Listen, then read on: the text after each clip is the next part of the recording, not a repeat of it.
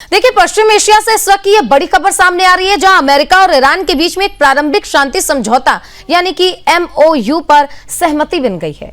महीनों से जारी तनाव और संघर्ष के बीच इस समझौते को क्षेत्र में स्थिरता की दिशा में एक बड़ा कदम माना जा रहा है।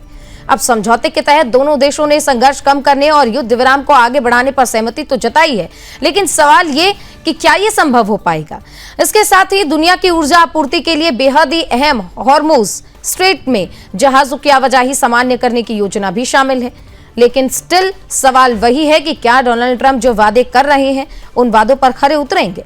अमेरिका की ओर से कुछ प्रतिबंधों में राहत और ईरान की जमी हुई संपत्तियों तक सीमित अगर हम बात करें तो ये पहुंचने की जो संभावना है वो जताई जा रही है, जबकि परमाणु कार्यक्रम समेत कई संवेदनशील मुद्दों पर अगले 60 दिनों पर बातचीत होगी। यानी कि ईरान ने साफ कहा था कि प्रारंभिक एक समझौता होगा, उसके बाद परमाणु प्रोग्राम पर हम बात करेंगे। हालांकि इस समझौते को अंतिम नहीं माना जा रहा। कई कठिन मुद्दे अब भी बातचीत के दायरे में हैं और अंतिम समझौते के लिए अंतर्राष्ट्रीय निगरानी और व्यापक सहमति की जरूरत है। अब विशेषज्ञों का मानना है कि अगर ये प्रक्रिया सफल होती है तो न केवल पश्चिम एशिया में तनाव कम होगा, बल्कि वैश्विक तेल बाजार और अर्थव्यवस्था पर भी इसका सकारात्मक असर पड़ता नजर आ रहा है। लेकिन आलोचक क्या कह रहे हैं, ये भी बहुत जरूरी। आलोचकों का कहना है कि अभी कई सवाल अनसुलझे हैं और आने वाले 60 दिनों तक इस समझौते की असली परीक्षा होने वाली है। आज बहस का बड़ा सवाल यही है कि क्या अमेरिका ईरान समझौता मध्य पूर्व में स्थायी शांति की शुरुआत है या फिर एक सिर्फ अस्थायी रणनीति विराम है।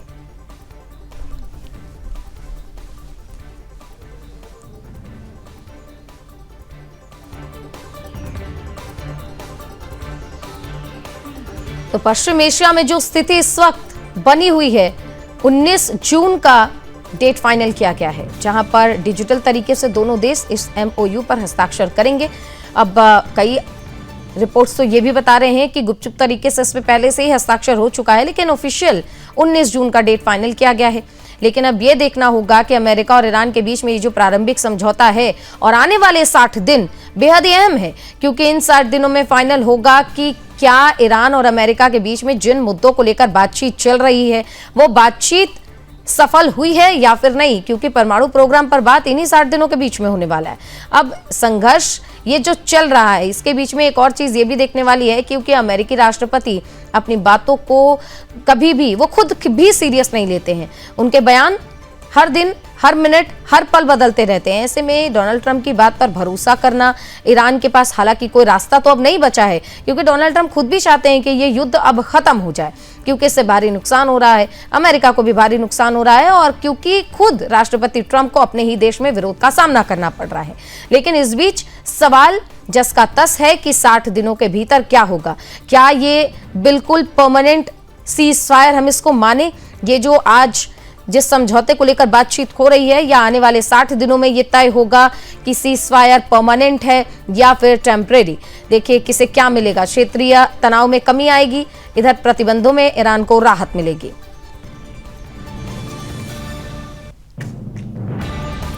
और आज हम चर्चा इसी बात पर करेंगे कि अगले 60 दिनों में क्या होने वाला है, क्या स्थिरता आएगी या फिर ये हम समझ सकते हैं कि ये सिर्फ एक रणनीतिक अस्थिरता जो पैदा हुई है, ये रणनीतिक तरीके से इसको रोका जा रहा है कुछ समय के लिए, ताकि दोनों देश अपने आप को एक बार फिर से मजबूत कर सके। हमारे साथ दो खास मेहमान जुड़ गए। विंग कमांडर पुष्कल द्विवेदी सर जुड़ गए डिफेंस एक्सपर्ट के तौर पर, बहुत बहुत स्वागत है सर आपका।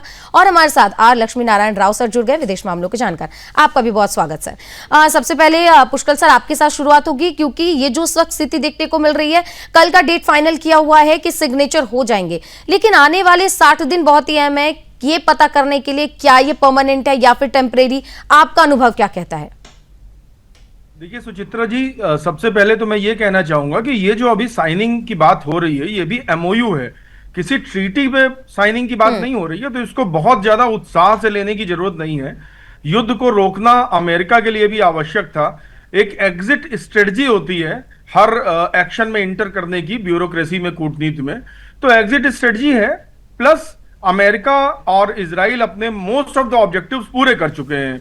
खामनेई जी को मार चुके हैं, उनके न्यूक्लियर प्रोग्राम को बहुत पीछे ढकेल चुके हैं, उनकी मिलिट्री को खत्म कर चुके हैं, उनके एयर बेसेस को खत्म कर चुके हैं। सारे ऑब्जेक्टिव पूरे करने के बाद अब मुझे लगता है अमेरिका भी यही चाहता है कि इसमें शांति हो और अरागची जो कि कथित तौर पे मतलब आई suspect very seriously on him कि वो अमेरिका से मिले हुए हैं, क्योंकि अमेरिका ने सारे एक एक करके सारी टॉप लीडरशिप को मार दिया। यानी कि किसी भी ग्रुप का ईरान में अगर कोई लीडर घोषित होता था तो 2 घंटे में अमेरिका इजराइल उसको मार देते थे। लेकिन अरागची अभी तक पूरी तरह सेफ है। क्यों? क्योंकि अरागची की बैकग्राउंड की अगर हम स्टडी करें तो अमेरिका के प्रति काफी उनका झुकाव है। तो मुझे लगता है इसमें साइन तो हो जाएगा। पेच कहां अटक रहा है? पेच सिर्फ अटक रहा है न्यूक्लियर इनरिचमेंट की इश्यूज पे। उस पे भी ईरान मान गया है कि इंटरनेशनल एटॉमिक एनर्जी एजेंसी उसकी पूरी देखरेख करेगी। तो इस तरह से अमेरिकन इंटरवेंशन के लिए वो राजी हो चुका है अभी साइन करने से पहले ही। तो मुझे नहीं लगता कि इसमें बहुत ज्यादा कोई दिक्कत आएगी। एक दिक्कत जो सबसे बड़ी आ रही है वो ये भी है कि लेबनान के अंदर हिजबुल्ला पे अटैक इजराइल रोक नहीं रहा है और वो रोकने को तैयार भी नहीं है। बट मुझे लगता है एमओयू उसके बिना भी आगे बढ़ता रहेगा। आगे आने वाले दिनों में अमेरिका के हित वाली सरकार ईरान में होगी और स्टेट ऑफ हॉर्मुज पे जो अमेरिकी नियंत्रण वो चाहता था, मुझे लगता है अब टू सम एक्सटेंट उसे मिल गया है। जी ठीक है। पुष्कर सर, आपने बहुत ही बड़ी बात कही है कि अरागची शायद मिले हो सकते हैं। राव सर, आपको क्या लगता है ये पूरी जो स्थिति उत्पन्न हुई है और जिस तरीके से पुष्कर सर ने एनालिसिस करके बताया कि क्या जो पिछले दिनों से होता आ रहा है इसमें, क्योंकि इस बात की आशंका बहुत पहले से जताई जा रही थी कि कोई ना कोई मिला होगा तभी इतने हायर सिक्योरिटी के बीच में खामेनेई को मार गिराया गया। आपका अनुभव क्या कहता है और आने वाले 60 दिनों में क्या होने वाला है इस एमओयू के साइन होने के बाद? जैसा अभिनय साहब ने बताया था कि ये जो एमओयू है ये चीज टेम्पररी, किसी ने बोला था इसको एग्जैक्ट वर्ड ये यूज किया था सर्क्यूट ब्रेकर। ये साइकिल ऑफ वायलेंस है, इसको एक ब्रेक दिया है 60 डेज का। बीच में जो टर्म्स एंड ये कंडीशंस जो हुआ है वो कैसे होगा इसके ऊपर जाके ही इसका रिजल्ट आएगा। और इसमें सबसे पॉजिटिव माने अगर शांति हो सकती है इसका मेन ये है कि ट्रंप को चाहिए ये शांति हो पॉलिटिकली, और क्योंकि इनका कंट्री में कोई सपोर्ट नहीं है, हालांकि बहुत ज्यादा अपोजिशन है और ये इलेक्शन नवंबर में है, इलेक्शन बहुत नजदीक है। तो इस ट्रंप को चाहिए कि ये जल्दी खत्म हो। तो ये पॉलिटिकल नेसेसिटी है ट्रंप का, और उनका जो ऑब्जेक्टिव्स अगर उनका कोई है, उसका डाउट है कि कोई ऑब्जेक्टिव सोच के ये जंग छेड़ा है, लेकिन ये ऑब्जेक्टिव कोई यहाँ कुछ होगा नहीं, उनको पता चल गया है और इसको एस्केलेट करके उनको नुकसान ही होगा, फायदा नहीं होगा। तो इसके लिए वो खुद चाहते हैं कि ये शांति हो। और जैसे साहब ने बताया था जो लेबनान में जो इजराइल का इंटरवेंशन है, लेबनान में जो बीरूत को बॉम्बिंग करना, ये सारे चीजें लेबनान में कर रहा है, ये की मेन थ्रेट है कि ये पीस प्रोसेस के लिए। ये 60 डेज में अगर इजराइल ने और कुछ कर दिया तो ये प्रॉब्लम होगी। लेकिन फिर भी मेरे हिसाब से जो एमओयू में एक टर्म है कि परमानेंट ये सीजफायर जो है इंक्लूडिंग लेबनान उन्होंने ऐड किया है। हालांकि इजराइल ने बोला था कि ये एग्रीमेंट में हम लोग एमओयू में हम पार्टी नहीं है, तो हमको ये बाध्य नहीं है। फिर भी अमेरिका को कहां तक ये डिफाई करके ये करेगा, ये एक बहुत बड़ा डाउट है। तो मेरे हिसाब से बारिंग एनीथिंग मेजर ये जो की है 60 डेज में ये थोड़ा चलेगा और ट्रंप को चाहिए, क्योंकि 60 डेज अगर यहाँ खत्म होता है तो आप देख लीजिए नवंबर 19 तक, अगस्त 19 तक होगा। नवंबर में इलेक्शन है अमेरिका, तो उसके बाद उसको ये जो एमओयू के बाद एक्सटेंड करेंगे और इसको कैसे भी करके एक एग्रीमेंट लेके आएंगे। और इसमें एक इंटरनल इश्यू ये भी है कि अमेरिका में जो अब तक जो लेजिस्लेशन है उसमें ये रिक्वायरमेंट है कि कोई भी ट्रीटी अगर अमेरिका और ईरान के बीच में होता है, this has to be approved by the US Congress. तो ये प्रॉब्लम है, अभी भी है। लेकिन मेरे हिसाब से ट्रंप इसको पुश करेगा और ईरान भी ये चाहती है कि ये पीस हो, क्योंकि उनका भी बहुत नुकसान हुआ है। और इन्होंने, ईरान ने इंटेलिजेंटली शायद हो सकता है कि उन्होंने लेबनान में जो सिचुएशन है और अमेरिका से जो है उसको डीलिंग कर दिया। अगर बीच में तो सर हमने देखा अमेरिका और इजराइल के रिश्ते के बीच में किस तरीके से तनाव भी उत्पन्न हो रहा है, क्योंकि इजराइल अब मानने को तैयार नहीं है कि लेबनान पर हमले हम नहीं रोकेंगे, और इधर ईरान बार बार लेबनान का नाम ले रहा है। यहाँ पे थोड़ा सा दांवपेच फंसता हुआ नजर आ रहा है। पुष्कर सर, अगला सवाल आपसे होगा, अब तक हमने देखा था कि 2 बार इस्लामाबाद में इस बात को लेकर चर्चा हुई थी, बैठक हुई थी और दोनों देशों के प्रतिनिधि मंडल भी वहां पर पहुंचे थे। लेकिन इस बार जो साइन हो रहा है वो डिजिटल साइन हो रहा है, इसका कारण क्या हो सकता है? कहीं ना कहीं एक दूसरे पर अभी भी भरोसा नहीं है, ये कारण हो सकता है, या क्या लगता है क्यों डिजिटली साइन करने को लेकर इन लोगों ने अप्रोच किया? नहीं सुचित्रा जी, इसका कोई बहुत बड़ा मीनिंग नहीं है, ये बहुत छोटी चीज है। एक्चुअली एमओयू को पूरे वर्ल्ड का मीडिया ऐसे बहुत बड़ी बात करके दिखा रहा है, ये उतनी बड़ी बात है नहीं। डिजिटल साइनिंग का मतलब तो सिर्फ ये है कि चलो प्रिलिमिनरीली हम इन बातों पे एग्री कर रहे हैं, ये बहुत बड़ी बात नहीं। और मुझे नहीं लगता कि इसको बहुत ज्यादा ईरान की जो लीडरशिप है और जो अमेरिकन लीडरशिप है वो भी इसको बहुत ज्यादा प्रचारित करना चाहती, इसीलिए एमओयू के पॉइंट्स क्या हैं अभी तक बाहर नहीं आए हैं। तो इसको लो की में रखने का, एक छोटे स्तर पे रख के इसको निपटाने का ये प्रयास है।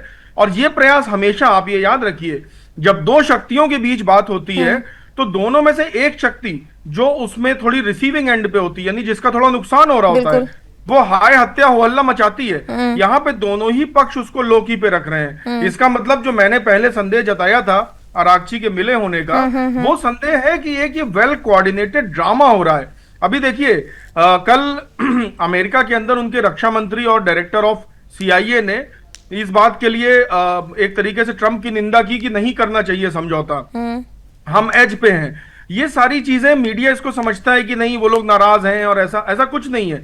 ये वेल कोऑर्डिनेटेड टेक्निक होती है, ये सारी टेक्निक्स हैं जिसमें कि एक इंटरनेशनली एक परसेप्शन बन सके कि अमेरिका बहुत ज्यादा एज लेकर के चल रहा था, जीत रहा था, और तब भी उसने पीस के लिए समझौता किया।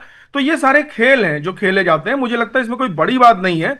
बड़ी बात इसमें है कि जो अब ईरान की सरकार बनेगी, वो ईरान की सरकार बनने के बाद क्या निर्णय लेती है और किस प्रकार की सरकार बनती है। और मुझे पूरा शक है, शक ही नहीं अब तो यकीन है, कि जो ईरान की सरकार बनेगी वो प्रो अमेरिकी बनेगी। और इस पॉइंट को पूरा करते हुए अमेरिका अपने उस पूरे रीजन में, क्योंकि 10 कंट्रीज तो पहले ही उसके साथ जुड़ी हुई थी, उस पूरे रीजन में अमेरिका अपनी जो है प्रभुत्व को स्थापित कर देगा। स्टेट ऑफ हॉर्मुज पे अपने प्रभुत्व को स्थापित कर देगा। रही बात इजराइल की, तो इजराइल ये जानता है कि ईरान का न्यूक्लियर प्रोग्राम बहुत पीछे भेजा गया है, और इंटरनेशनल एटॉमिक एनर्जी एजेंसी के तौर पे इंटेलिजेंस इंफॉर्मेशन और भी पुख्ता निकलेगी। और मुझे लगता है उसके साल सवा साल बाद हम देखेंगे इजराइल फिर से अटैक करेगा कोऑर्डिनेटेड, इनको नष्ट करने के लिए।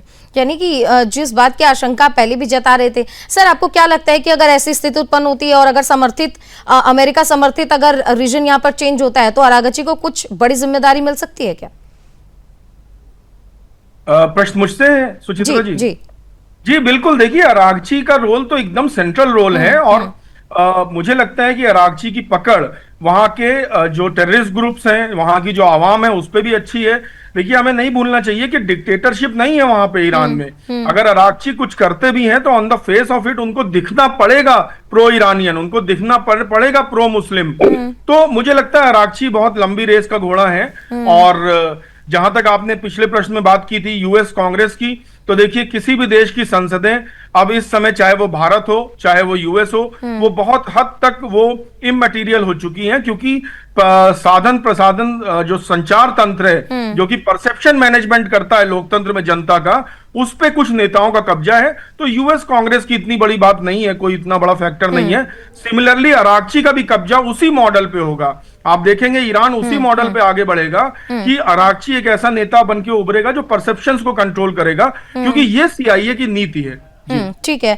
अब देखिए, सुदर्शन न्यूज पर पुष्कर सर ने आज एक बहुत बड़ा जो दावा है वो किया है, और इसको लेकर अब काफी ज्यादा स्थिति ऐसी भी हो गई है, क्योंकि जो स्थिति हम बहुत पहले से दिखते आ रहे हैं, इसमें कहीं ना कहीं एक आशंका बनी हुई थी, इस पर आज कहीं ना कहीं मोहर लगती हुई हमें नजर आ रही है। और राव सर, अब आपसे मुझे ये समझना है कि अब जो हमने देखा कि युद्ध में कई इसमें देश शामिल हुए, कईयों पर हमले हुए, इसमें गल्फ कंट्रीज और यूरोप का इस पूरे प्रोसेस में क्या एक भूमिका उनकी रहने वाली है? क्योंकि बीते दिनों हमने देखा डॉक्टर एस जयशंकर ने किस तरीके से यूरोप की धरती पर बैठ के उनको फटकार लगाई है, और हम जानते हैं कि किस तरीके से यूरोप के हथियार इस्तेमाल होते रहे हमेशा से भारत के अगेंस्ट में। अब युद्ध जैसी स्थिति, भारत ने हर पक्ष पर यह कहा है कि हम हमेशा भारतीयों का भला चाहेंगे। इसमें 3 नाविकों की भी मौत हुई है भारतीयों की।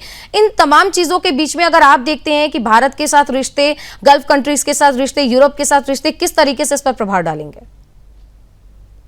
देखिए, पहला ये कि एक छोटा सा करेक्शन है कि ये जो एमओयू 19 तारीख को साइन होना था जेनीवा में, इसको प्रीपोन करके डिजिटली साइन किया गया।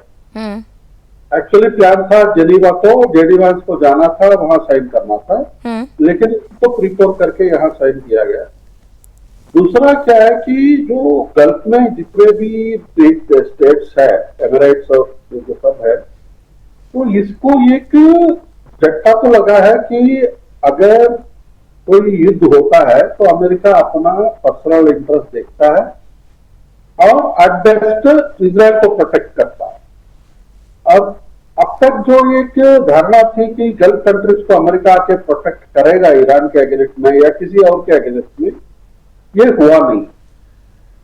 हालांकि $70 बिलियन का अभी पिछले 1-2 महीने में डिफेंस डील्स हुए हैं गल्फ कंट्रीज को, मेनली सऊदी अरेबिया और अमेरिका को, क्योंकि वो भी यही बीच में कुछ बहुत अच्छा धंधा किया है।